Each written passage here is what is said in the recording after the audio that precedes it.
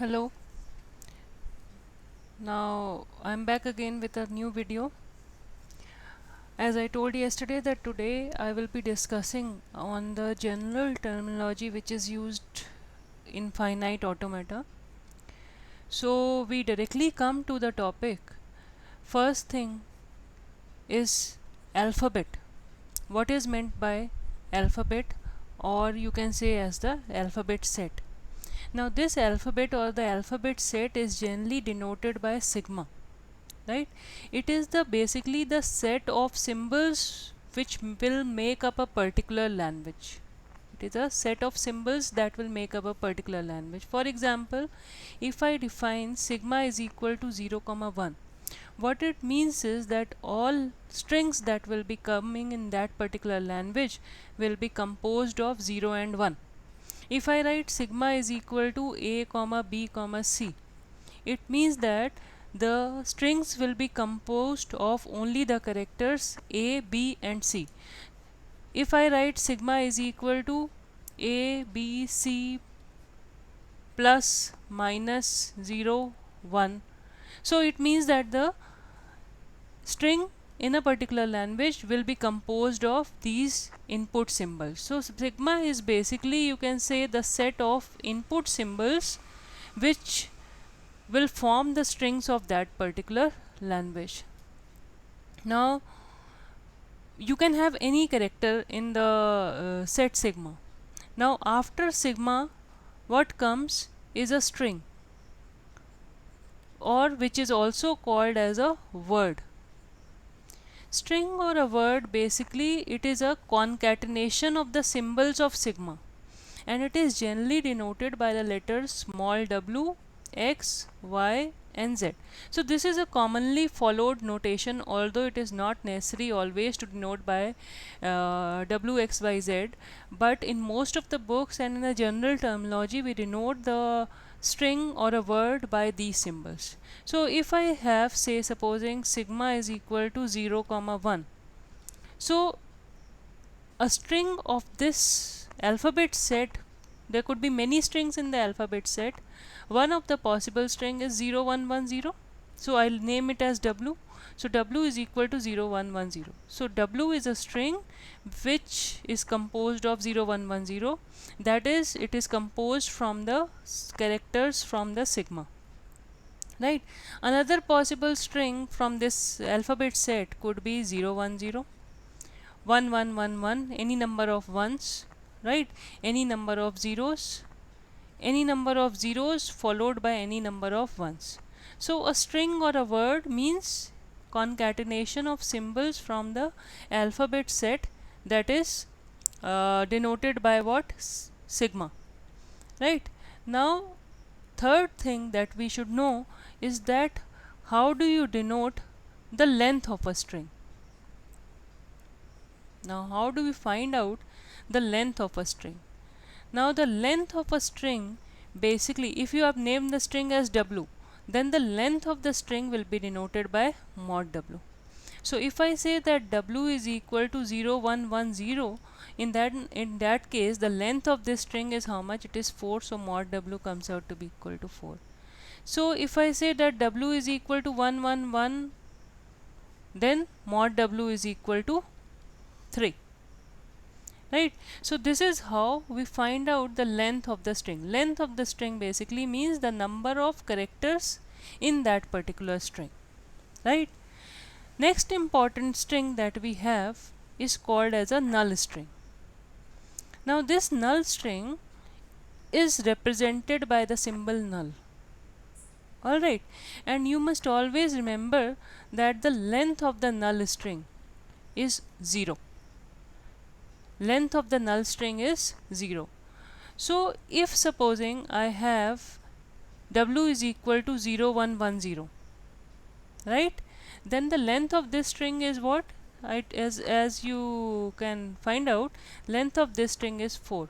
Now if I add null to it anywhere in the string, the length of the string will not alter, it will remain to be 4, because the length of the null string is 4. If you add null anywhere, 0 1 1 null 0 null again, still the length will remain to be 4. So addition of null string to any string will not matter, will not change the length of the string, neither it would change the meaning of the string, right? So what you have understood till now is that what is meant by the alphabet set, then what is a string or a word, then how do you find the length of the string, and what is a null string, and what is the length of the null string, and what is the significance of adding a null string to any particular string. It will not change the meaning of the string, right?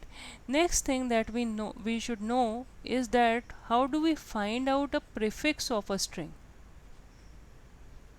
Prefix of a string, you can say, is the number, you can say is the subsets preceding a particular strings. Subset preceding a particular string. All possible subsets. I will explain it to you with the help of an example. Supposing you have again w is equal to 0, 1, 1, 0. Now, in order to find out, there are many prefixes of w. So, prefix of w, there are many, so I will write all of them in a set. Alright. What is coming before 0? Nothing is coming before 0. Nothing means null. Null string is coming, right? So, null is a prefix of this particular string. Now, you come to 1. What is coming before 1? It is 0. Next, you come to this one. What is coming before this one? It is 0, 1, right? And as I said, null string can be added anywhere. So, supposing I add this thing null over here. So, what is coming first before this 0? It is coming 0, 1, 1. So, that is another prefix. Now, what is coming before this null? It is 0, 1, 1, 0. So, every string will be a prefix of itself, as you can see over here, and every string will have null string as a prefix. These are also fixed, and this in between prefixes you can find out by the manner I have told you, right? Now, supposing I consider another string, supposing I say that w is equal to abcd. I have to find out the prefixes of this string. Now, this string can also be written as, for a easy understanding, you can write it like this, right? It will not change the meaning of this string. So, the prefix again of the string w will be equal to what? What is coming before a? Null. What is coming before b? Null a. Null a means a. What is coming before this c? It is ab. What is coming before d? It is abc. And what is coming before null? It is abcd. So, this is how you find out the prefixes of a given string, right? I hope the definition is clear to you. Next, we come to the suffix of a string. How do you find the suffix of a string, say w? As I said that w, x, y and z are general notations for a string. That is why I am saying w again and again. So, suffix of a string now we have to find out. So, I take the same example, w is equal to 0, 1, 1, 0. Now, you have to find the suffixes of it. So, this string again can be written as null, 0, 1, 1, 0 and null, right? So, now we find the suffix of w. Suffix of w. Now, you see from the right hand side now. Here you were seeing from the left hand side. You were scanning from left to right. Here you will scan from right to left. So, what is coming after 0? It is null. What is coming after 1? 0 null. 0 null means 0. What is coming after this 1? It is 1, 0. What is coming after this 0? It is 1, 1, 0. And what is coming after this null? It is 0, 1, 1, 0. Now, again, as you can see that the suffix of every string will be null, or you can say that null will be a suffix of every string. Also, the string itself is a suffix of every string, like it is a prefix of every string. Second example of the another string I will take to find out the suffix. For example, as above, let w is equal to abcd, which again can be written as null, abcd and null. Now again I find out the suffixes of W. Scan from right to left. Suffix of D is what? Null. Suffix of C is what? D. Suffix of B is what? CD. Suffix of A is what? BCD. And suffix of this null string is what? It is ABCD. So again you can see that the null and the string itself are coming in this, and in between we have found out the other suffixes. So two things are fixed when we are finding a suffix or prefix. The string itself and the null string will be a part of the this prefix and the suffix. So this is how the terminology which is associated with a string. Now after knowing that what is a string, what is a suffix, prefix, we come on to another thing that we call as the clean closure. Now clean closure can be calculated for any particular set. Now I am finding the clean closure of alphabet set, so I write clean closure of alphabet set. What is alphabet set denoted by? Sigma. So I write clean closure of alphabet set sigma. It is denoted by, always the clean closure is denoted by star. So clean closure of alphabet set will be denoted by sigma star, right? And it will be the set of all possible strings that you can make from sigma, including the null string. Set of all possible strings that you can make from the symbols of sigma, including the null string. Alright, now supposing I have sigma is equal to 0, 1. What you have to find out is the clean closure of sigma, or it is also called as sigma star. So set of all possible strings that you can make by concatenating symbols of sigma, including the null string. So first I write what? Null string. Next you write strings of length 1. So 0 is a string of length 1, 1 is a string of length 2. Then strings of length 2. What are the possible strings that you can make from 0 and 1 of length 2? It is 0, 0, 0, 1, 1, 0 and 1, 1. Right? Now strings of length 3 that you can form from 0 and 1. There will be how many strings? 8 strings, right? So it is 0, 0, 0, 0, 0, 1, 0, 1, 0, right? 0, 1, 1, 1, 0, 1, 1, 1, 0, 1, 1, 1. How many strings? 1, 2, 3, 4, 5, 6, 7, and one more string is required. What will be the last string that will be there? It is 0, 1, 2 and then 3 and then 4. That means 1, 0, 0, 1, 0, 0, right? And these are the strings of length 3 that can be formed. Then all strings of length 4, 16 strings, all strings of length 5, 6, 7, 8, 9, 10. That means this set will contain strings of any length, all possible strings of any length that can be made from the symbols of sigma, that is 0, 1. So what is the length of sigma star? It is infinite. It is an infinite set. So clean closure of any set will be a infinite set, because it will contain strings of all length that can be made by concatenating the symbols of sigma, including the null string, which is of length 0. Alright, so this is how we find out the clean closure of a particular set. Next we come to positive closure. Positive closure again of a set A, B, C or whatever. Now here we are talking about the alphabet set, so positive closure of alphabet set. Positive closure of alphabet set, it is denoted by sigma plus. That was denoted by sigma star, this is denoted by sigma plus, and this sigma plus will be equal to sigma star means all possible strings which are coming in sigma star except for the null string, that means minus the null string. So you will have all possible strings which you had in sigma star in sigma plus, but not the null string. So if you have, say, as above, sigma is equal to 0 1, then in this case sigma plus will be equal to strings of length 0 will not be there, that means null will not be there, strings of length 1 2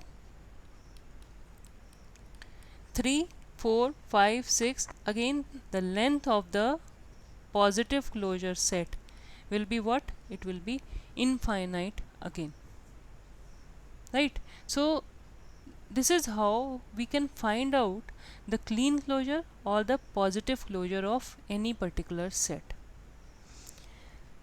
Now we come to the main definition for which I was building the base, that is language. How do you define a particular language? Now language is noted generally by L, set L, right?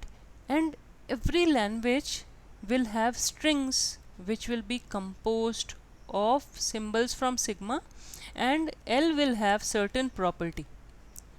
L will have certain property. Alright, that means each language will be possessing a certain property. For example, if I have sigma is equal to 0 1, I say that L is a language which consists of all strings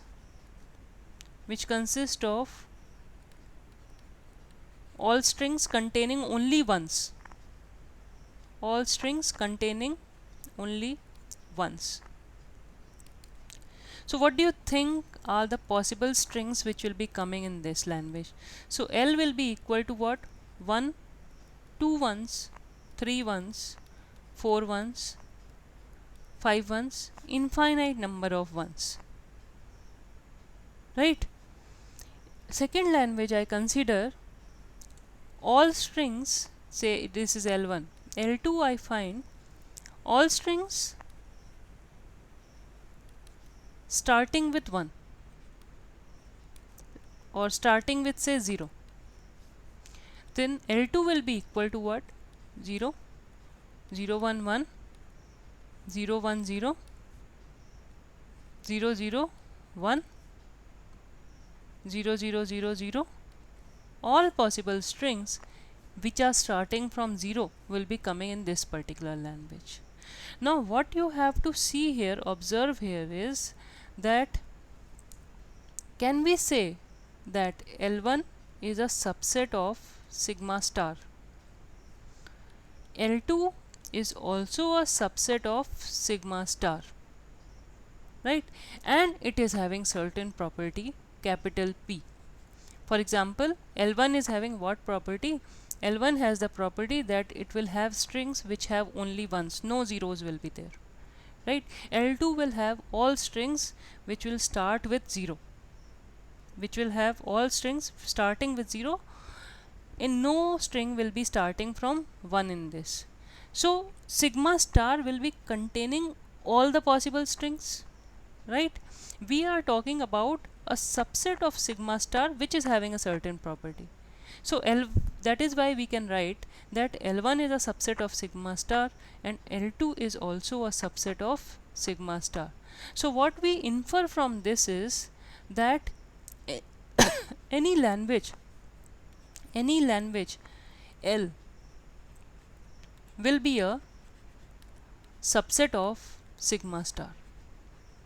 Any particular language on earth that you can take will be a subset of sigma star. So you must remember this definition, that all languages are a subset of sigma star plus they have some property P which is defined by the user, and according to that property we will be building that particular machine. Alright, so these are the common terms which are associated with finite automata, and then we can begin with the definition of finite automata.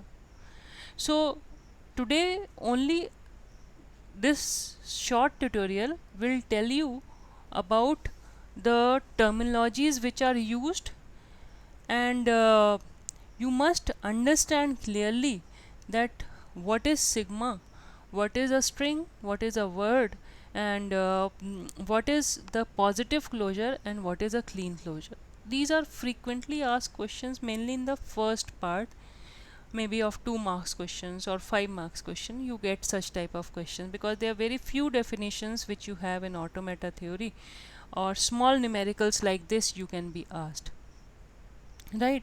Then you must know that what is the relationship between a language and a sigma star, how every language is a subset of sigma star. Now you can refer some books of automata theory in order to practice certain questions on it, because I will be consecutively doing it, but since these are small definitions, you can refer any book if you want of automata theory to practice some of these concepts. And tomorrow I will be starting with directly. Now the base has been built up, so tomorrow directly I will be starting with finite automata, which is composed which is divided into 2 parts, or which is of 2 kinds. One is the deterministic finite automata and the second one is non-deterministic finite automata. So our main numerical part starts from the very next tutorial that we'll be having, from the very next class that we'll be having, in which I will just tell you the definition of finite automata, and then directly we will proceed to building on this finite automata. Lot of numericals will be doing, so as to make the concept very clear to you. Alright then, thank you all of you. See you tomorrow. Thanks.